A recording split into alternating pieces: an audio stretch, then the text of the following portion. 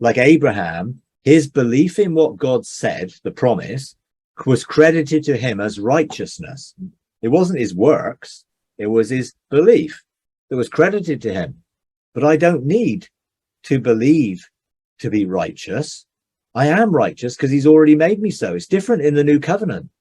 And again, we're trying to pick between, well, how did things work in the old covenant, which is what Jesus was talking mostly to the Jews about in Matthew, Mark, and Luke, and how does it work in the new covenant, which is mostly what he was talking to his disciples about in John. Very different. Almost like, seemed to be like writing to two different audiences. Well, they were, you know, and therefore Jesus was talking to those still under the old covenant. So he did say things like, well, love the Lord your God with all your heart, all your strength, mind and strength, and your neighbor as yourself, which is the best you could do under the law, which was the truth. It was there in Deuteronomy. That was the best you could do under the law. But we're not under the law.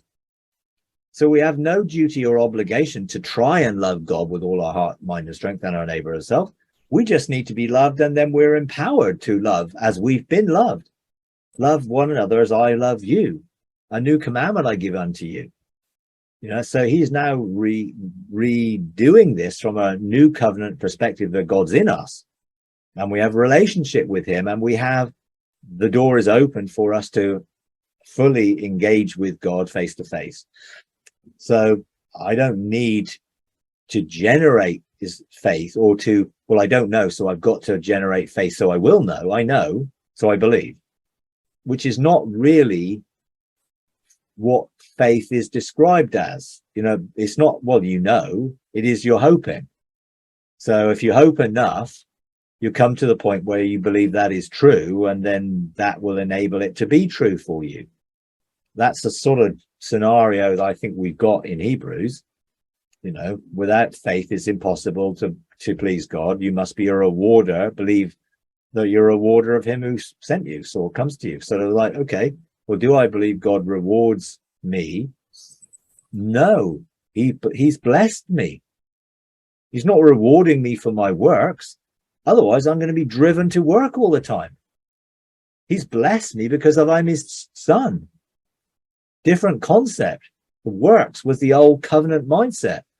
And then you've got the book of James, which they bartered over quite a lot, whether it was going to be included or not in the New Testament.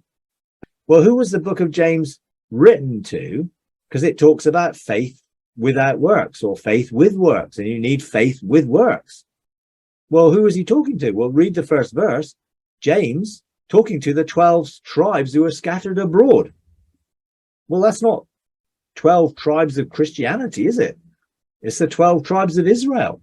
So the context of the book of James was those who were struggling with this Old Testament, New Testament, because they were under persecution to go back under the law.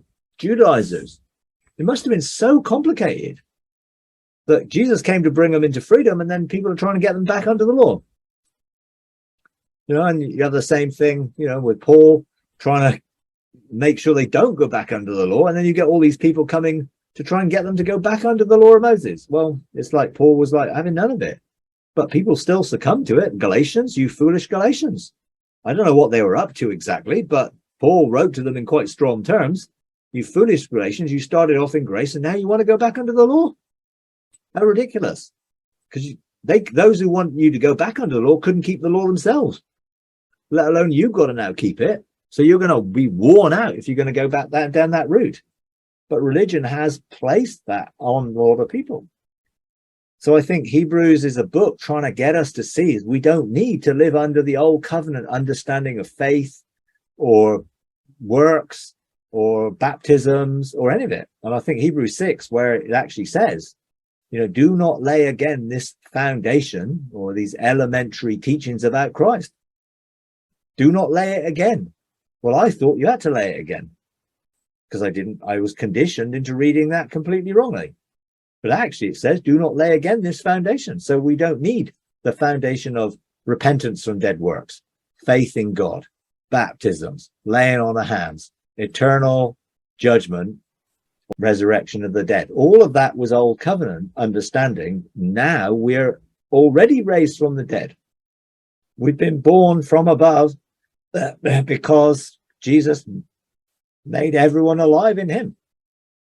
Everyone was dead in Adam, and now everyone's alive in him. All of mankind, not just those who happen to pray a prayer or follow the sinner's prayer or the four spiritual laws or the ABC of salvation or whatever. It's like none of that's required. That's a work. So although evangelical Christianity believes in justification by faith, actually they've made faith a work rather than a gift.